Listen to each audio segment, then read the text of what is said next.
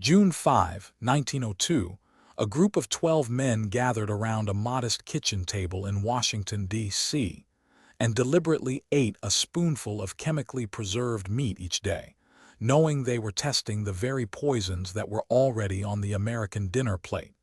It was the height of the progressive era, a time when muck-raking journalists exposed the filth of city tenements and the unchecked power of corporations. Yet while headlines shouted about child labor and unsafe factories, a quieter crisis simmered in every pantry: the rapid rise of food adulteration. The United States Department of Agriculture, newly empowered to protect the public's health, appointed Dr. Harvey W. Wiley, chief chemist of the USDA's Bureau of Chemistry, to confront a menace that was invisible, tasteless, and, most alarmingly, lethal. Wiley had seen the evidence. In the 1880s, newspapers reported that soda water was often laced with cheap, poisonous acids. In 1891, the Bureau's chemists discovered that mummified meat, preserved with formaldehyde and other chemicals, was being sold as fresh pork. By the turn of the century, an industry of preservatives had blossomed: sodium benzoate, borax, copper sulfate, and the notorious soda baking mixture of phosphates that made spoiled meat look pink and juicy. These substances prolonged shelf life, reduced waste, and saved manufacturers money, but they also posed hidden health risks that the public could not see. When the 1902 Pure Food and Drugs Act finally passed, it was a legislative triumph, but the law lacked teeth. The act prohibited the adulteration of food, yet it offered no clear standards for what concentrations of chemicals were safe. Wiley knew that without concrete data, the new law would be nothing more than a symbolic gesture.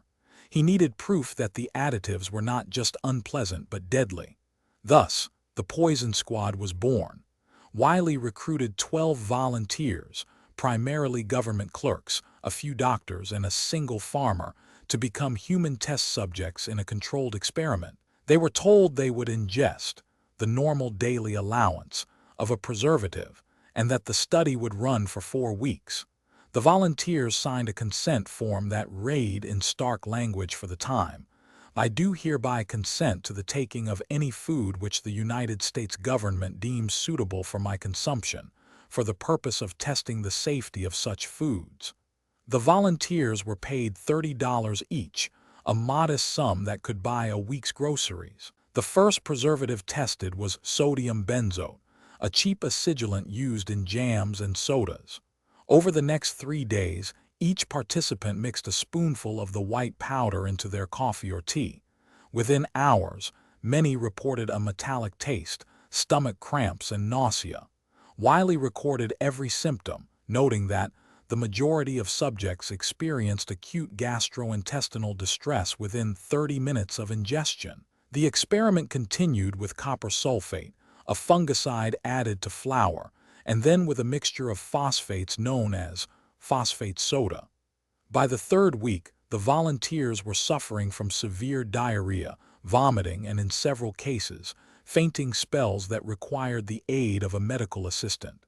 The climax of the study came on July 13, 1902, when Wiley decided to push the limits. He instructed the group to consume a daily dose of 12 grams of sodium benzoate, far above any realistic consumption level, but still within what some manufacturers claimed was acceptable.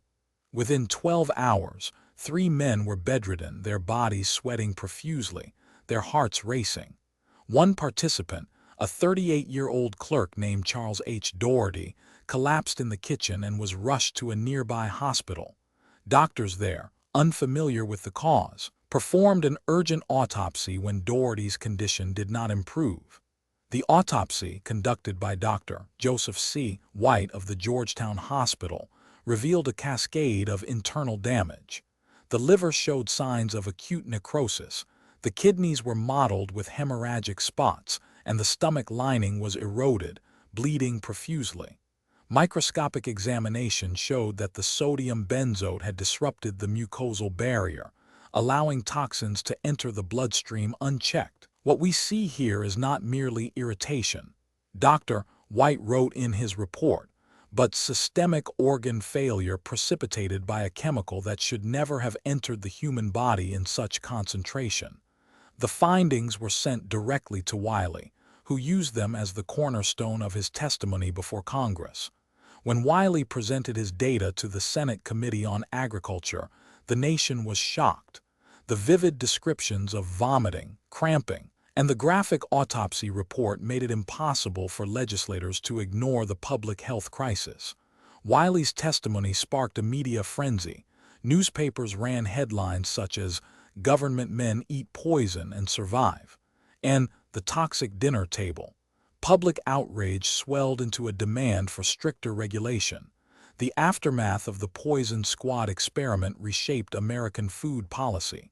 In 1906, President Theodore Roosevelt signed the landmark Pure Food and Drug Act and the Meat Inspection Act, granting the USDA authority to set permissible limits for food additives and to enforce inspections in processing plants.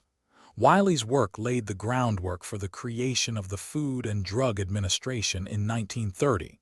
Moreover, the Poison Squad's legacy endures in the modern practice of clinical trials that demand informed consent, ethical review boards, and clear safety thresholds, principles that were brutally illustrated by the men who willingly ate poison to protect their fellow citizens.